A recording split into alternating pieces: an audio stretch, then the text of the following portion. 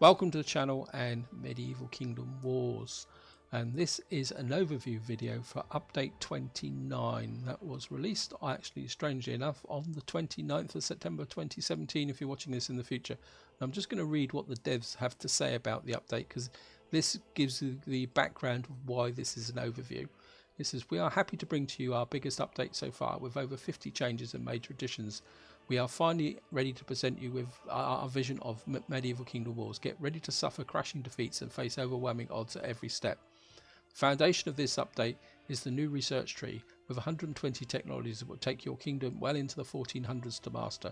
In addition, everything about Medieval Kingdom Wars has been rebalanced from the speed of combat to all the prices and unit stats.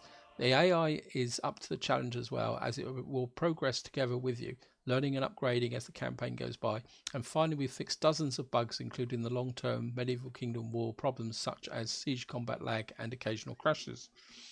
And that kind of emphasised, guys, this is a big change. And I've done a little bit of test play. I've been kind of looking into some of the changes, and there are a lot of changes. There's new features, there's fixes and improvements, there's AI improvements, there's bug fixes. And there is a lot of it, and what I will do is put a full listing in the description of this video if you want to read all the details, guys. It's also on Steam in the store description if you want to go and look there. And what I'm going to do in this video is just talk about some key points and other things which I've really hit me when I read through these notes. And what I plan is that some of these points I will do specific videos on, like the new town and city levels, because in the past it was kind of overlapping, and what they've done now is rationalized it with 1 to 10, with 1 to 5 being the minor settlements and 6 to 10 being the higher settlements. And just to give you an idea, on the England start, Dover is now level 7. In the French start, Orleans is level 8 and Paris is level 9. And there, I haven't yet looked at a level 4 or 5 minor settlement because the starting levels for the minor settlements remain the same, 1, 2 and 3.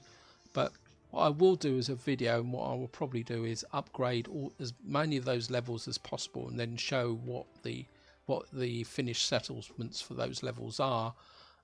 And it looks interesting, guys. I'm really looking forward to doing that. And I think the other point before I kind of go into the campaign and show you the main change for this release is that if you've been playing the game with like me for some time, or even if you just consider, you just bought the game, or you're considering buying the game, this might be a good time to kind of sit back and rethink your strategy, because the changes do change the strategy of the game. Some of the techniques that used to work no longer work, like being able to go out and conquer minor settlements. The AI is now a lot tougher, and the initial armies are a bit more balanced now. You don't seem to have overpowered armies. There are a few quirks which I will talk about, but what I'm going to do, guys, is I'm going to go onto campaign map, and we're going to play Ireland. And Ireland, where are you? Ireland. There is a specific reason why I'm choosing Ireland, and what I'm going to do is start the campaign, and I'll see you when I actually get on the campaign map, guys. Here we are, guys. Welcome to the campaign map, and Ireland actually starts with 2 settlements. You've got Limerick down here, which is at level 2, and you've got Farm up here, or Tam I think it's called, which is level 3. And if you actually see here, if I flip back, a level 2 doesn't start with anything. It just starts with the basic army. You get yourself some hunters, a little bit of militia, and strangely enough, you start with 3 serfs. But if I go to level 3 now, you actually start with a horse cart and a battering ram. To be honest, I'm not too sure why a garrison would need siege equipment, but I'm not too concerned about that actually, guys, simply because it's not available just yet. But if you look at the roadmap, eventually you will be able to transfer units between settlements and armies. But your actual army does start with some actual siege equipment in it as well, and a couple of pigs. Now, I'm just going to come back here. Now, before I kind of show you the well, I can't show you that now. Actually, yes, I can. So if we just flip into the city. And here we are, guys, we're actually in the town, and what I'm just going to do is build a town barn. And wow, just shove this out here. What I like to do, one of the reasons I like carts is the fact that you can do that. And I'm just going to get you down to chop a tree down. Get these guys chopping trees. Our army's up here, kind of stood around, and I'm just kind of filling in time while this barn builds. Now, one thing they have done is adjusted the building sizes. So you can't do what you used to do, is build the 3 basic buildings, which is a barn, an iron camp and a stone building, virtually straight out the back now. You can probably still build an iron camp. Yes, no, still don't have enough resources. So now you've got to work for your resources a little bit and do a bit of planning. But I'm just kind of filling in the time here. But the settlements haven't changed that much. But I have kind of flipped through the levels a little bit. So now, what I wanted to show you guys before I talk about research now, if you guys are familiar with the game, you'll be aware that before this update, if you selected built a barn, what you'd actually have would be chickens, pigs, cows and sheep all in one go. Now this is the effect of the implementation of research, that you now only get chickens and pigs to start with, and then what you've actually got to do is do the research to actually gain access to the better animals. And that also applies to barracks and your archery range. And also you'll see here that originally, pre this release, you could build the Templars hospital to get the better troops. Now you get stables, barracks and the archery ground, and if you build these, you only get your low level troops, archers in here as well. You don't get access to the elite troops. What I'm going to do now is flip back to the campaign map, and we're back here, and to get access to the research thing, you click on our steward here. It's very conveniently bound to us, and this is the new research tree. And what you see here is there's quite a lot of it, and it kind of rotates backwards and forwards. And I think this is a continuation from this one. So it says common military here, then you've got advanced military, siegecraft, and down here you've got tactics, trade, diplomacy, domestic. And if I come back here you've got research, town, economy, defense. So that kind of gives you guys an idea of how much there is. I think these aren't, the trade and diplomacy haven't been implemented yet. They're in there as placeholders, but they're not fully implemented. Now across the top here you've got the resources that you actually need for your research. And just now to pick up with what I was saying is the ones with the green tick are the ones you can actually research. So here, this is the basic one. Here it says here, implement equine husbandry, specialized study horse breeding, allows various searches, applications, search in barn. So you click that, and there's no like lag or anything. You just consume resources, and then what you can do then is do this. Now bear in mind that you're consuming the resources at the top. Now if I go back, the barn should be upgraded, and as I say, it also applies to troops. These are defense mechanisms. I think here you've now got crossbows, the common military, advanced military, and this is where you start to get access to the various weapons here. And this says here, decreases cost of militia. I don't know if I can search that. Can I? Yes. And then what that does now is assigns an artillery to the march and decreases the cost of range infantry. Now, somewhere in here, there must be a way to unlock the access to the higher tier troops, but I haven't actually found it yet. I don't know whether that's actually in here. I haven't gone through this in detail, guys, so you have to bear with me. And you see when there's a cross here, it actually says that you can't build them.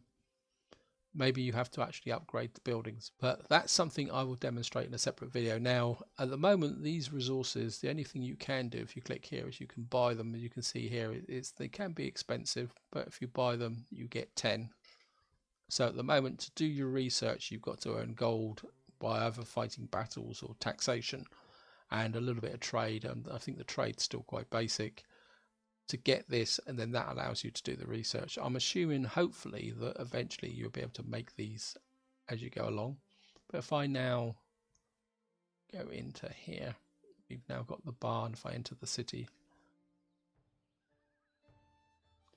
and you can see we're back here now.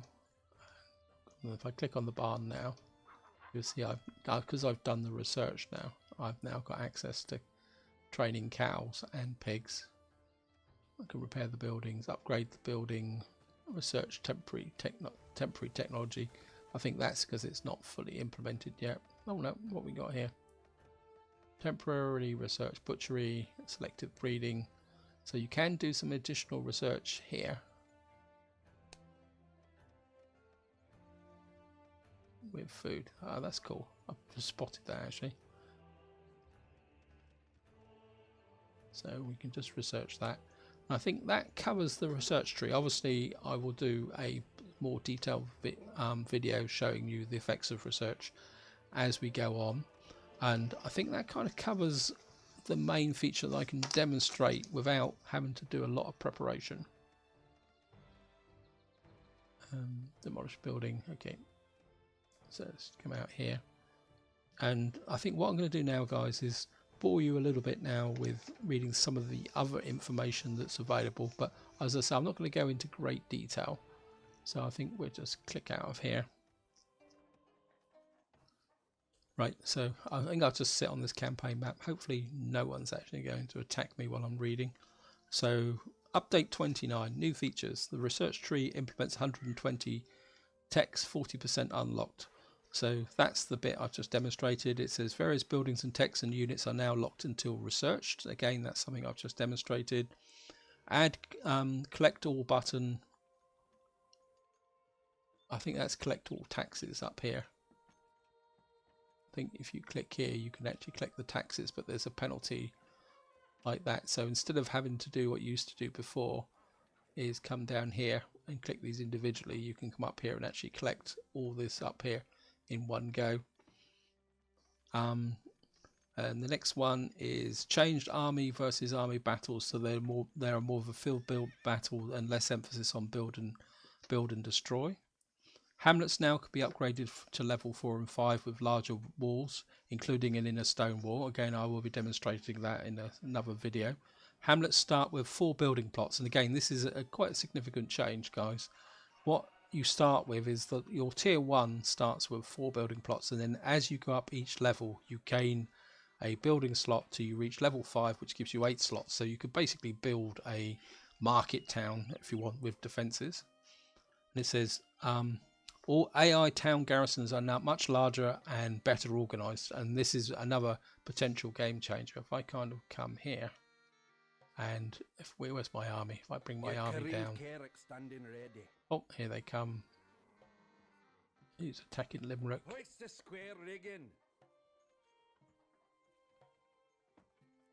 These guys don't back off, do they?